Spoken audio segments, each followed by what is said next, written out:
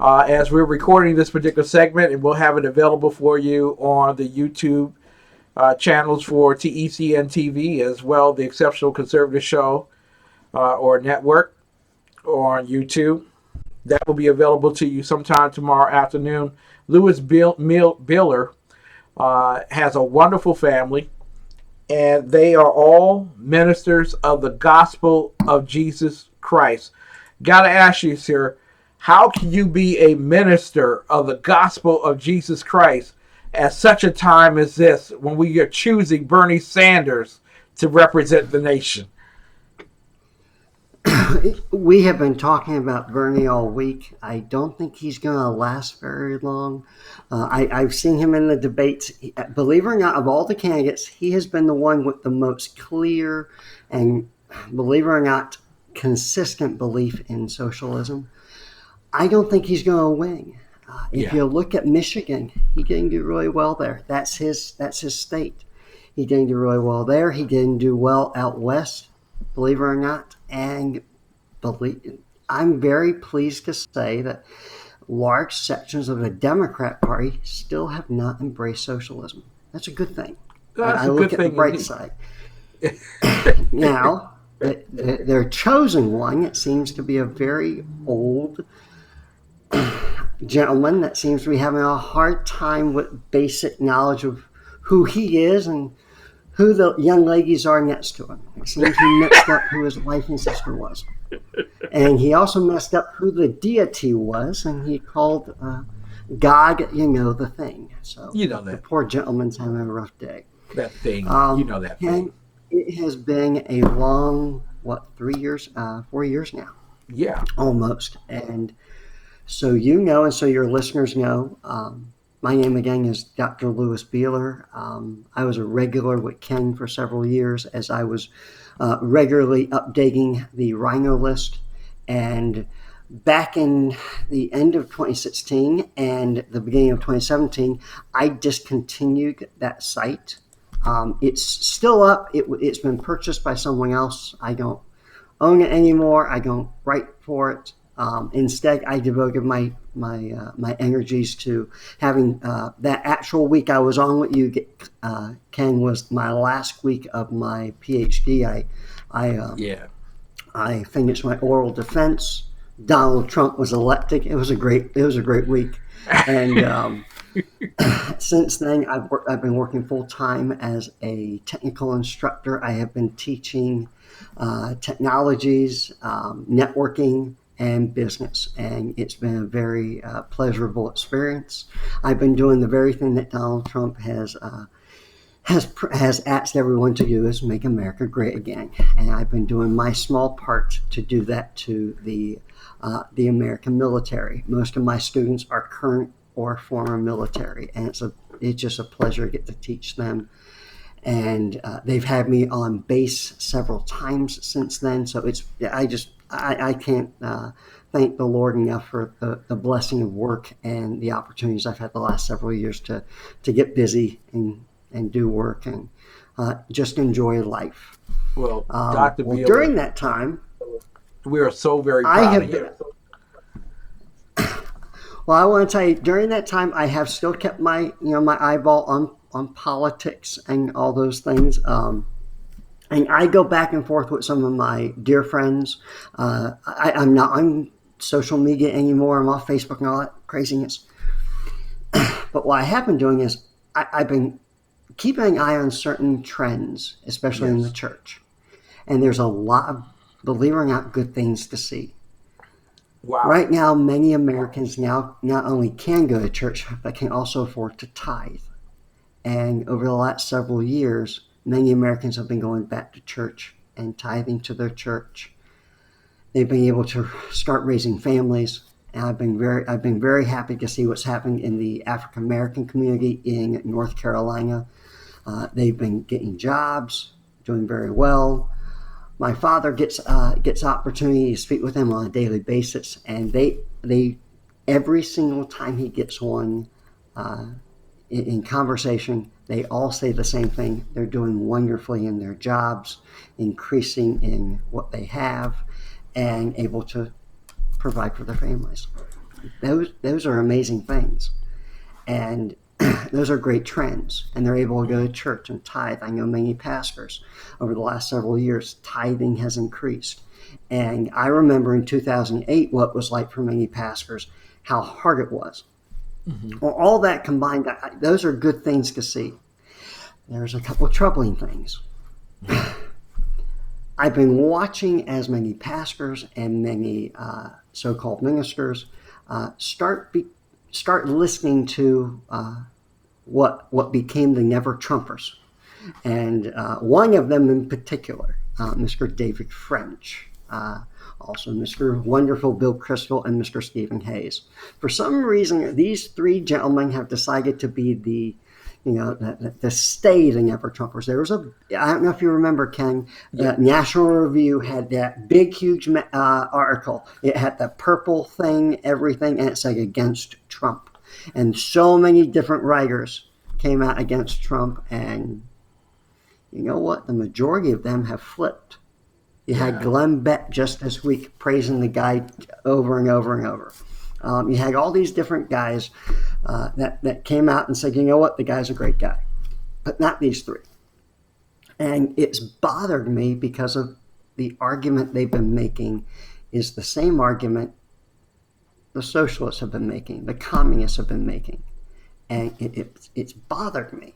And I wanted to come here and I wanted to make it a very simple, it's a simple couple point argument why Donald Trump is an extreme world president.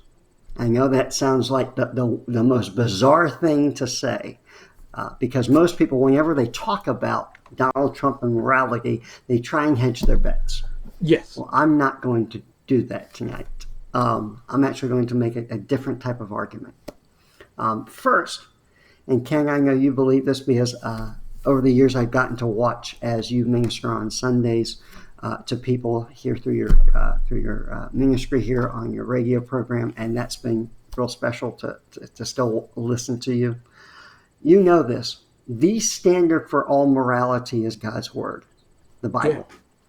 Most people, even some, is the Bible. It is the universal standard. No other religious textbook is such a document to morality and to what we would call the difference between good and evil. Nothing else stands even close to it. Well, when you come to the Bible, there's a couple things about that book. Number one, God makes a couple restrictions for 3 offices, and he restricts these specific offices, that these specific ones have to only be allowed for certain people. And they are the priesthood, the pastorate, and the deaconship. These 3 offices can only be held by certain people according to Scripture. And the qualifications for those people fall into 2 categories, the immutable and the mutable. What I mean by that are immutable characteristics are those that you and I are born with. There's nothing we can do about them. Yep. In the priesthood, for example, I am disqualified from being a priest in Old Testament Israel. And I agree with Scripture on that. I'm disqualified. Number one, I'm not a Jew. Yeah. I'm also not of the tribe of Levi. As well, when I was born, as most of your television audience can see, I was born with a defect. That defect means that I'm disqualified from that service. It doesn't mean I'm a bad person. It just means that one singular job in the Old Testament I couldn't do. Just one. Everything else I could do. I could go be a great warrior. I could go be a king. I could go be a merchant. I could do whatever else I wanted to do. But that one in the Old Testament I couldn't do because of those reasons. In the New Testament, these 2 positions of pastor and deacon, I'm qualified for because it's a different qualification. It's a different position. And it's a combination of both, like I said, mutable and immutable. Mutable characteristics are those characteristics that you and I pick up along life, along the life that we live. We kind of call it character, but it's more than that. It's what you and I do throughout that time of life that tells us who we are. And those standards restrict those 3 offices, and that's it. When God comes to a king, God never gave a standard, because God was the one that chose the king for Israel. Mm-hmm. He's the one that chose it. For all the other kingdoms, it was whoever they chose. I don't know if you remember King Solomon. That was the guy that had all the wives and all the girlfriends. Yep. Yep. Interesting that I'm mentioning that. And high the wives and the taxes, too. girlfriends. He's the guy that ruled Israel. He's the guy that wrote part of the divinely inspired Word of God. God had him build, inaugurate, and dedicate the first temple. We call it Solomon's Temple. He was there, and he basically built what was the glory of ancient Israel. No other time period in ancient Israel's history was as glorious as the time of Solomon. And like I said, he had a bunch of wives and girlfriends. Yeah. He also took knowledge and put it down to tiny little statements that you can squeeze into a few characters. And he called people dumb, foolish, and stupid. Okay? That was King Solomon, the smartest guy that ever lived. And that guy is the guy that God chose for Israel. I'm going to come back to that in just a moment. Mm-hmm. Well, the United States is not a kingdom, but I believe that God did help us set up our nation. Yeah. But I don't believe that God divinely sets up or chooses for us who our elected president will be. I believe that he allows us to make that decision, because I believe he has allowed us to be in charge of our own affairs. You see, our nation is a Democrat republic. We hear that we don't hear that enough in the news. We hear democracy. We hear terms like that. We rarely hear Democrat republic, and it's a distinct difference. The founders set up a place that on this dirt, this land, we the people rule over ourselves. Mm-hmm. What that means is you and I are kings, you and I are queens, okay, of our land. We hire a servant, a representative. That representative goes and to our governmental body represents us, the people, in our governmental deliberations. Okay? It's a different thing. We together rule ourselves through these representatives. They are accountable to us. They don't rule just because of who they are. They're not an aristocracy. We don't have an elite. We choose. We get to kick out anybody we don't like. And we do. Mm-hmm. People forget that. Just because you got a job in Washington doesn't mean you're going to keep your job in Washington. There's a long line of former representatives. There's a long line of former senators. Okay? There's a long line of former governors, former mayors. We can fire people. In communist dictatorships, you can't. Yeah. There's only one way out of those places, folks, and that's to shoot your way out. We're a different place. We're a different nation. We get to have a choice. And it's our choice that matters. Okay? Now, the question that these little never-Trumpers ask is, well, they ask us, well, who should be the president? Who's moral enough to lead us?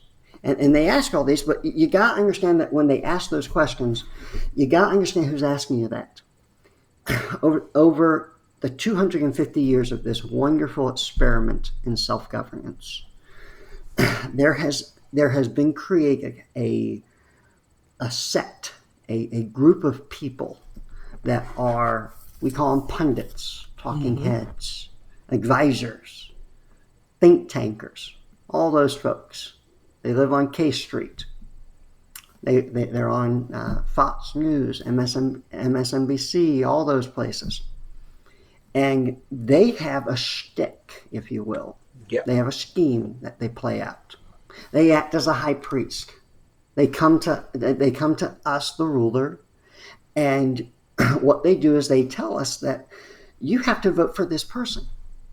What they don't tell you is this person that they're telling you that you gotta vote for is connected with a donor class that makes them rich, that allows them on TV, and allows them to affords them a life outside of their capabilities in normal life. They couldn't get a job like you or I do. They couldn't hold a professional job where they have to go in 9 to 5 and do that work. Instead, they sit on TV and pontificate about who we should vote for because their buddies who give them money tell them to.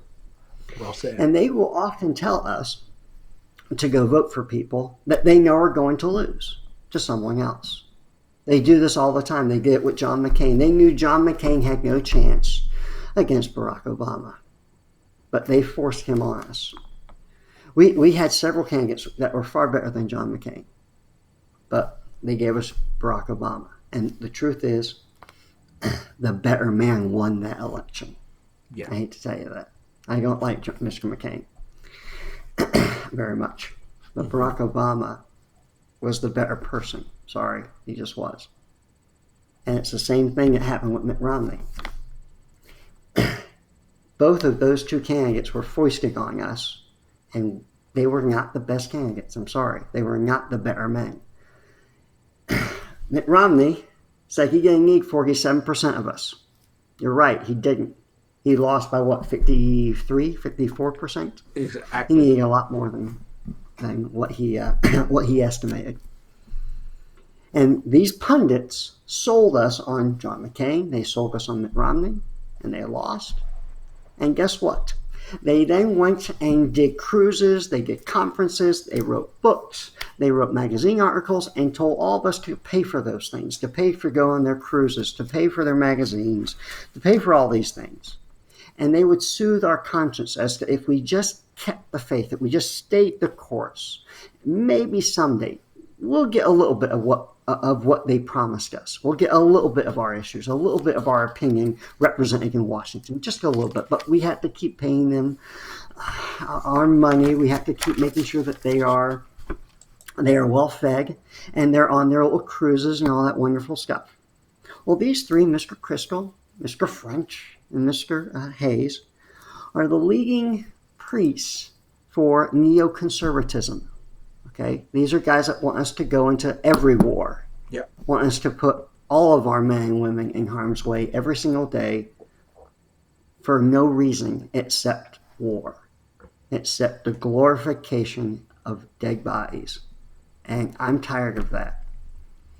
I'm tired of being lied to by my government. I'm tired of being sending our men and women to places that they have no business being. Yeah. If those people are not directly attacking us, we have no business to be in those countries. Those men and women that we have there that wear the uniform are only there to go after the people that are trying to kill us. If those people are not trying to do that, we have no business putting our people there.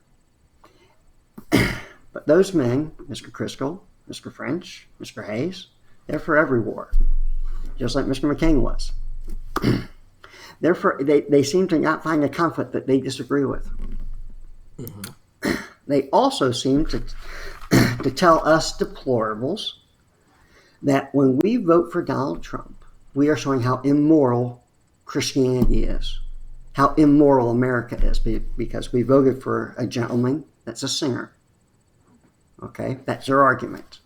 Christians voted for a man that had many wives, mm-hmm. and has a dirty mouth. Yeah. That's our sin. Because we voted for him, somehow Christianity doesn't work. Somehow the gospel isn't real. Somehow our witness is not real because in our political decisions, we chose him. We didn't choose Jeb. We didn't choose their candidate. That would lose to Hillary Clinton. And then they could sell more conferences and have us come there and give them more money and then tell us how much we need to continue to give them money that maybe someday we'll get what we want. Mm-hmm. We chose Donald Trump one time, and in 4 years, Ken, he has done more than any conservative president in the history of the nation. He's done more. But that's not where my argument is. Yes. Those things don't disqualify Donald Trump, that he's a sinner, that he has a dirty mouth. Those things don't disqualify him, okay? They're wrong about that, and here's why. They claim that the president is a moral leader. They claim because of he's a moral leader, we have to then pick someone of a high moral character. They're the ones that generally tell us which ones have the high moral character. They'll tell us that John McCain is of a high moral character, even though he divorced his wife and married the woman that he was with while still married to the first woman. Mm-hmm. But that's okay. But Donald Trump's bad, okay? John McCain is notorious for going down to the well to sing it and cursing like a sailor. Yeah. He's known for that. And they called him Maverick for that. But Donald Trump has a dirty mouth on Twitter, and they revile him for that. But again, these gentlemen, these never Trumpers, these honorable men tell us that Mr. McCain was the moral man, and Mr. Trump is not. Yes. Well, here's what real morality and the standard should be.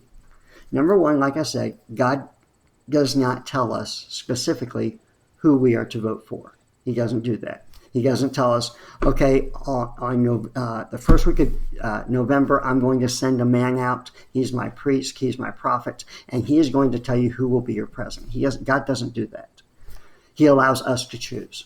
He puts that in our hands because we are in charge of our own destinies in this nation. We don't have a king. We get to choose. We're the king. Our founders did not believe that our president had to be a sinless man. They didn't believe that. Exactly. What our founders did believe about who should be president is written in the Federalist Papers. Some of you folks don't know about the Federalist Papers. They were a series of documents that our founders wrote.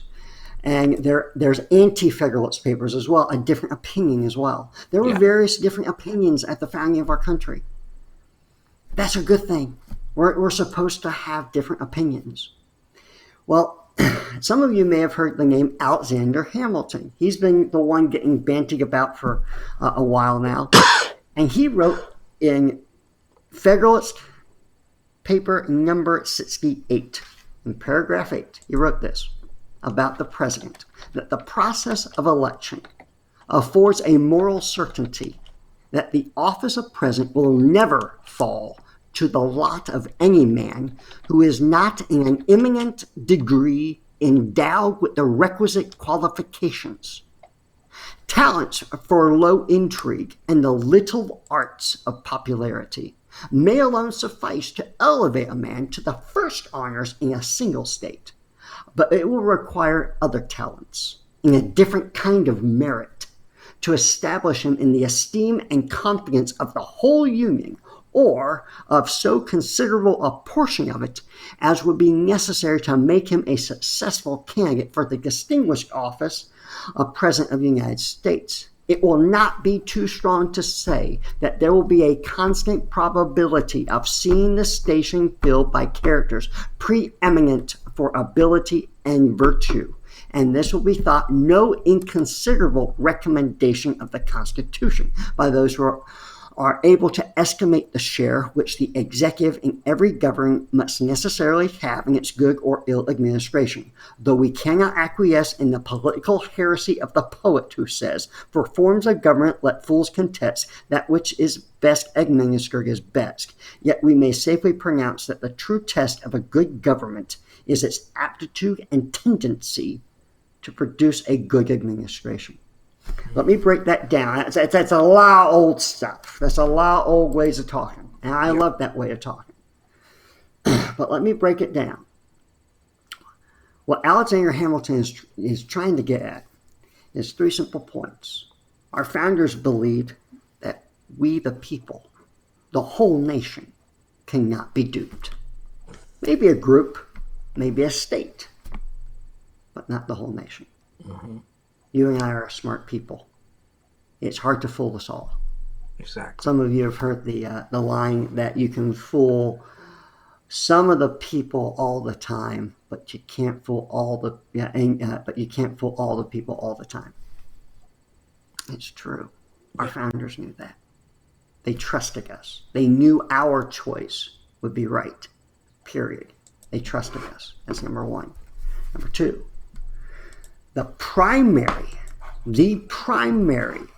this is stated in the previous sections of that Federalist paper, the primary character trait that they were desiring in an executive had nothing to do with who that person was married to.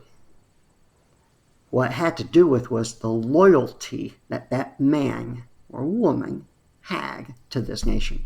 That was the primary quality. They said that over and over again. They spoke about the allegiances that men would have to other countries. And they stated that the reason that they demanded that the president be a citizen of the nation, a natural born citizen of the nation, and that he or she be of a certain age, was so that it guaranteed that this human being loved the nation, grew up in the nation, knew it, had his or her roots in this nation, that they were loyal to this nation. That was the primary issue. That was the primary trait they were so concerned about. It wasn't about their marriage. Yeah. Sorry. It just wasn't. The third thing that he was getting at toward the end there was, what is the stamp of a good president? And that's a good administration. Donald Trump, through his whole life, demonstrated time and time again that he was a fantastic administrator, that he was extremely loyal to this nation. And over the last 4 years, we can absolutely see without a doubt those two qualities in this man. You and I were not duped. Russians did not steal this election. You and I were not tricked by a bunch of Russians. It didn't happen. Putin is not some puppet master behind the scenes. It's not true. Mm-hmm. It's a lie. We were not duped. We picked the finest candidate that was on the ticket. I'm going to also argue now that he's the finest candidate we've ever had. That in this November, you and I do not have to have a choice between the lesser of two evils. I believe that this November, you and I get to choose between good and evil. Yeah. Like I did several years ago. I was not a reluctant Republican voting for Donald Trump. I stated that several times. I proudly voted for that gentleman, and I am proud every single day to hear what that man's been doing, especially today. That for an hour and a half today, he spoke to us like a caring father who has been working tirelessly to save his people. It's amazing to watch, but it's not good enough for Mr. French, because Donald Trump is a singer. So, I'm going to talk for just a few more seconds about how to deal with that issue, that Donald Trump is a singer. And he is, like I am. Yeah. Like we all are. We all are. Well, first, for our founders, those people who are dead, who yet speak, he passes their test. There's no qualification from God for who should be our president. It's our choice. So I would argue that we as Americans should do this. Recognize that, yes, Donald Trump is a singer, like we all are. And that we should return to the great words of King Solomon. He said in 1 Kings 8:46, at the dedication of the temple that God allowed him to build, you know, the guy with all the wives, all the girlfriends, the guy that called people stupid and foolish, and that's in the Bible, that guy. said this, "For there is no man who does not sing." And he went on to talk about that if any person, whether they are an Israelite or not, if they sing, they should pray to God, and he asked God to forgive them, and he said that God would forgive them. That same statement is renewed in the New Testament in 1 John 1:9, where it says, "If we confess our sins, he is faithful and just to forgive us our sins and to cleanse us from all unrighteousness." That is who our God is. He is a forgiving God. We don't go to Oprah. I don't get my salvation from Oprah. I just don't. I'm sorry. Donald Trump doesn't have to go to Oprah and confess his sins to her. Okay, he doesn't have to confess his sins to any in the drive-by media. Okay, the people that lie about him day in and day out, he does not go there and confess his sins to them. He doesn't go and do a puff piece to try and garner favor with us. That's their system that these corrupt, evil, wicked high priests have set up. That's not right. That's not what God intended. That's not what our founders intended. Donald Trump's sins are between him, his wives, his church, and his God. They're not between me and him. What we do about our president, the question about the moral character of our president, has to do with these things. Is this person loyal to our country? And do they run a good administration? Those are the two simple questions. In those questions, Donald Trump is blameless. Donald Trump is righteous. He is the most moral president we have ever had. That, King, is my argument. And I've been wanting to make it for several months. And thank you for indulging me in this. I'm glad that you made it here at TECN TV. Ladies and gentlemen, one of the greatest joys I've ever had is working with a host of great young people who have grown to spread the gospel of the good news of not only Jesus Christ, but of capitalism, conservatism, constitutionalism, and individual sovereignty. What you heard tonight is one of the most eloquent defenses of Donald John Trump as President of the United States of America. Too easily, we accept the left and its consternation towards Donald Trump because he doesn't fit their moral order. But if the founding fathers would hold him next to them and have a draught of beer with him and say, "Yea, man, you are with us. How dare any of us cast a stone?" I would certainly tell you that Bernie Sanders would not be standing next to Benjamin Franklin or George Washington or John Adams or even the radical Patrick Henry. We have a good man, a good father, and a good president. I hope this is not the last time, Louis Beeler, we have you on this program. That was one of the most artful defenses I've heard, and I'm quite certain there are lots of legal scholars that would love to have your defense skills. We thank you so much for being with us tonight, and God bless you and your family. You'll be back. We got to have you back. Ken, thank you for having me on. Lord bless you, Ken, all that you do for us. God bless you. you. Have a wonderful night. You folks have a great night. All right. Ladies and gentlemen, that is a great man right there, and I am glad to call him my friend and a tremendous student of the gospel. We'll be right back right after this.